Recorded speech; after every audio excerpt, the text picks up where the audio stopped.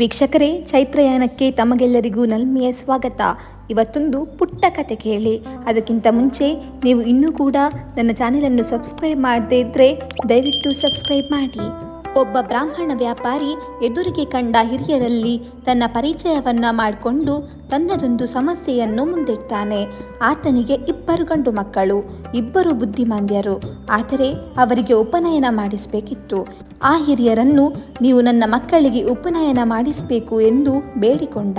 ಹಿರಿಯರು ಹೇಳಿದರು, ನೋಡಿ, ಉಪನಯನವನ್ನು ಹುಡುಗರ ತಂದೆಯೇ ಮಾಡಬೇಕು ಮತ್ತು ಗಾಯತ್ರಿ ಮಂತ್ರವನ್ನು ಪ್ರಪ್ರಥಮ ಬಾರಿಗೆ ಮಕ್ಕಳ ಕಿವಿಯಲ್ಲಿ ತಂದೆಯೇ ಬೋಧಿಸಬೇಕು ಮತ್ತು ಮಕ್ಕಳು ತಂದೆಯ ತೊಡೆಯ ಮೇಲೆ ಕೂತು ಮೊದಲು ಗಾಯತ್ರಿ ಮಂತ್ರವನ್ನು ಕೇಳಿಸಿಕೊಳ್ಳಬೇಕು ಎಂದು ಹೇಳ್ತಾರೆ.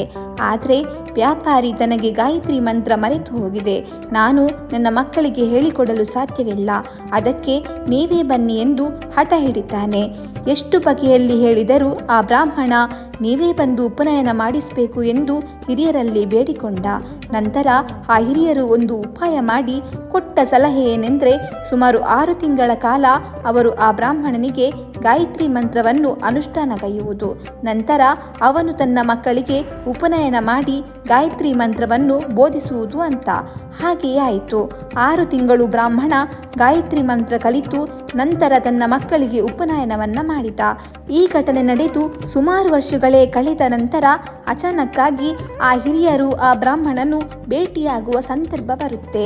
ಬ್ರಾಹ್ಮಣ ಹಿರಿಯರನ್ನ ಗುರುತಿಸಿ, ನಾನು ನಿಮ್ಮನ್ನು ಬಹಳ ತಿಂಗಳುಗಳಿಂದ ಹುಡುಕ್ತಾ ಇದ್ದೆ ಮತ್ತು ನಿಮ್ಮನ್ನು ನನ್ನ ಮನೆಗೆ ಕರೆಯಬೇಕೆಂದು ಅಂದ್ಕೊಂಡಿದ್ದೆ. ಈಗ ಸಿಕ್ಕಿದ್ದೀರಿ ನೋಡಿ, ಬನ್ನಿ ನಮ್ಮ ಮನೆಗೆ ಅಂದ.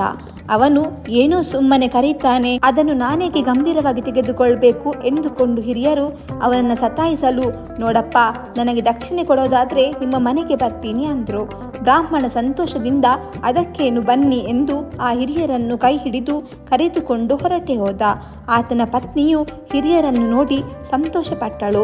ಲೋಟದಲ್ಲಿ ಹಾಲು ತಂದು ಕೊಟ್ಟು, ಇದನ್ನು ಕುಡಿದು ವಿಶ್ರಮಿಸಿ, ನಾನು ಬೇಗ ಅಡುಗೆ ಮಾಡುತ್ತೇನೆ ಎಂದು ಒಳಗೆ ಹೋದವಳು ಒಳ್ಳೆ ಅಡುಗೆ ಮಾಡಿ ಬಡಿಸಿದಳು. ಹಿರಿಯರು ಸಂತೃಪ್ತಿಯಿಂದ ಭೋಜನ ಮಾಡಿದ್ರು.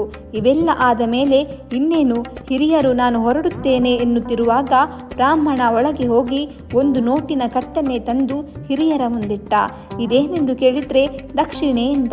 ಹಿರಿಯರು ನಗುತ್ತಾ, ನಾನು ತಮಾಷೆಗೆ ಹೇಳಿದ್ದು, ದಕ್ಷಿಣೆಯೆಲ್ಲ ಯಾಕೆ, ನಾನು ತಗೊಳ್ಳೋದಿಲ್ಲ ಅಂದುಬಿಡ್ತಾರೆ. ಆದರೆ ಬ್ರಾಹ್ಮಣ ಹಿರಿಯರನ್ನು ಒತ್ತಾಯಿಸಿ ಹೀಗೆ ಹೇಳಿದ, ನಾನು ನಿಮ್ಮ ಮನೆಗೆ ಬಹಳ ವರ್ಷಗಳ ಹಿಂದೆ ಬಂದಿದ್ದಾಗ ನನ್ನ 2 ಮಕ್ಕಳು ಬುದ್ಧಿಮಾಂದ್ಯರಾಗಿದ್ದರು.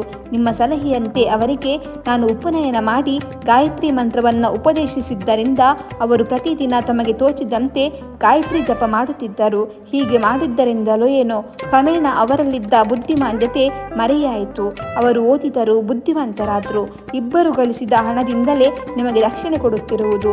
ನೀವು ತೋರಿದ ದಾರಿಯಲ್ಲಿ ಅವರು ನಡೆದು ಉನ್ನತ ಸ್ಥಾನ ಪಡೆದಿದ್ದರಿಂದ ನಿಮ್ಮನ್ನು ನಾವು ಖಂಡಿತ ಮರೆಯುವುದಿಲ್ಲ ಎನ್ನುತ್ತಾನೆ. ಅವರಿಬ್ಬರು ತಮ್ಮ ಮಕ್ಕಳನ್ನ ಕರೆದು ಹಿರಿಯರಿಗೆ ನಮಸ್ಕರಿಸುವಂತೆ ಹೇಳ್ತಾರೆ. ಹಿರಿಯರು ಸಂತೃಪ್ತಿಯಿಂದ ಇಡೀ ಕುಟುಂಬವನ್ನ ಹರಸ್ತಾರೆ. ವೀಕ್ಷಕರೇ, ಈ ಕತೆ ಹೇಗಿತ್ತು ಅಂತ ಕಮೆಂಟ್ ಮಾಡಿ. ನಿಮ್ಮ ಸಜೆಷನ್ಸ್ಗಳನ್ನು ತಪ್ಪದೆ ನಮಗೆ ತಿಳಿಸಿ. ಧನ್ಯವಾದಗಳು.